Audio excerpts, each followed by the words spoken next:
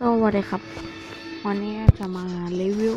ปราสาทใต้น้ำของกาเดียนเย่ตอนนี้เที่ยงคืนมาทำอะไรเนี่ยโอเคแล้วอยู่มอนี้ทำไมปราบก่อนนี่คือความปวดหัวโอ้แชทโอเคก่อนแรกนะฮะสำหรับพอเข้าในเซิร์ฟเนี้ยหนูเห็นไหมเย่อินแต่ก่อนจะเข้าไปต้องเตรียมยานะยาทั้งหมดที่ต้องเตรียม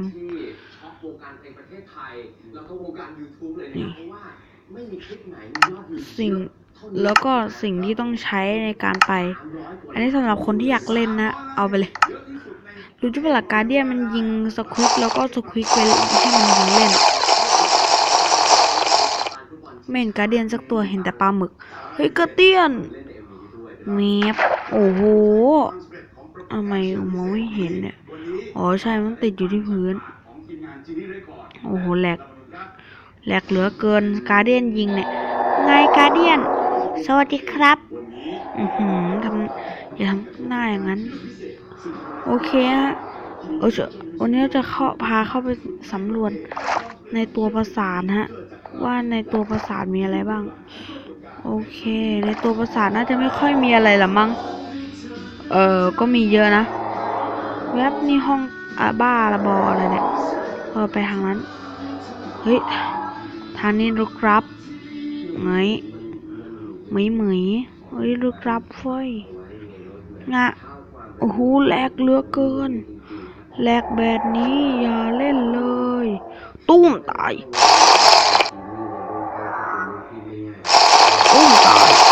เจอแล้วสิ่งที่เราต้องการจะเล่นโนราชาแห่งการเดียนยิงโอ้น่ารักขอบคุณจ้ะยิงเล่นเลยหนูเนาะ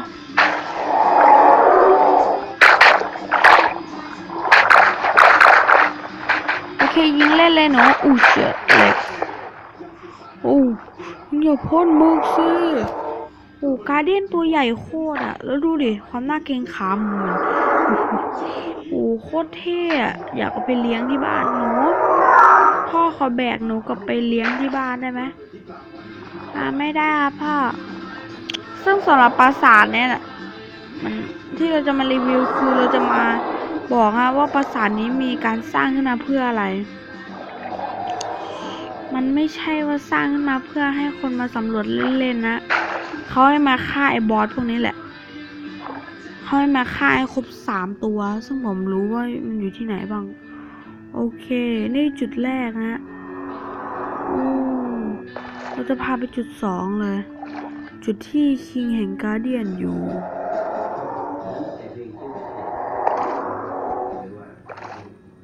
ไหนนะคิงการเดียนจำได้แล้วอยู่ไหนเอาก่อนคิงการเดียนรู้สึกว่าคิงการเดียนจะอยู่ด้านบนนะโอเคอะนี่มันอยู่ตรงนี้ในคิงการเดียนอยู่บนเนี้ยโดนยิงเล่นแล้วนะโอ้โหสควิกตะเต็มแม่นะเรียบร้อยจังหวะนี้ไม่รู้ใช่หรือเก็บรออะไรเว็บนี่ไงหนู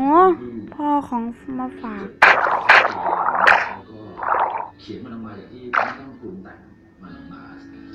เอามองหน้าหาเรื่องเหรอ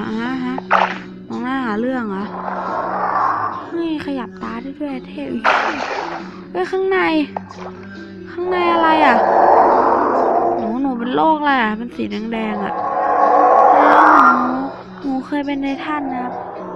โอ้โหข้างในหนูเป็นสีแดงด้วยน่ากลัวโนให้พ่อเข้าไ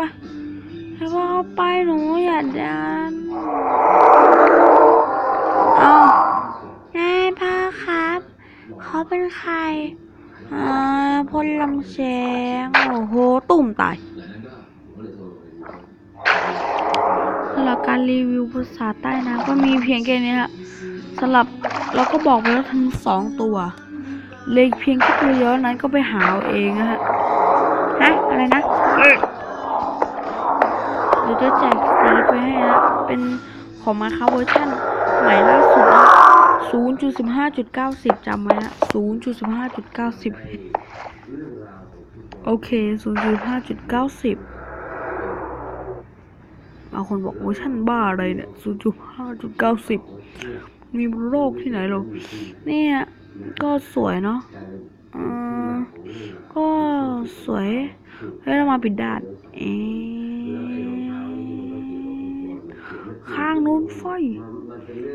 นี่โคตรสวยอ่ะรู้ว่าเห็นแล้วนึกถึงอะไรอ่ะเขาว่าเรียกอะไรนะแบบป้อมปราการฐานทัพยักษ์ของหน่วยพิเศษโคตรเท่อันนี้เป็นที่ให้เฮลิคอปเตอร์ลงจอดถ้าไม่มีเสาบ้านเนี่ยให้ที่เฮลิคอปเตอร์ลงจอดบางคนบอกอะไรอ่ะผมก็รู้กันหมายว่าไง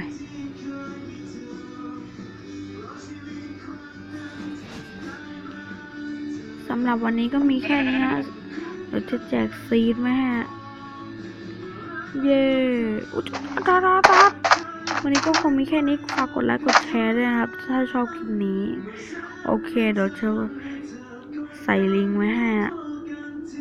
ไม่ใช่ลิงก์ซึ่งสำหรับซีดนะคะก็คือ-1 4 3 6 9 2 7 7 8 0มองคนบอกอะไรนะ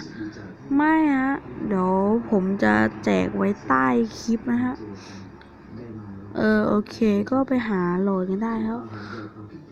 ฉันเอาการเดียนมาฝากความคิดถึงน่ะ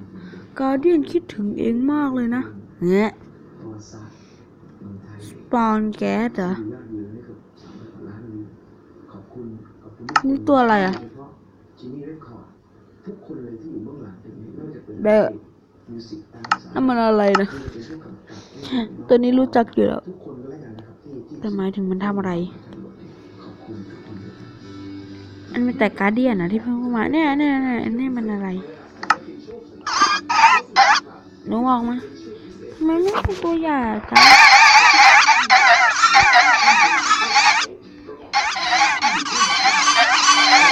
จับหนูจับ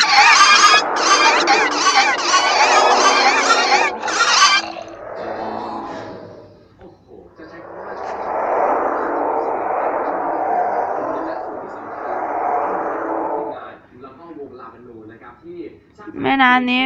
มีผู้พิทักษ์แม่น้ำ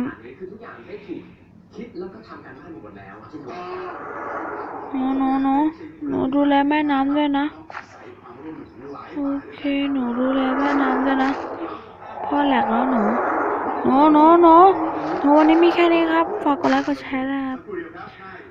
กดซับด้วยบาย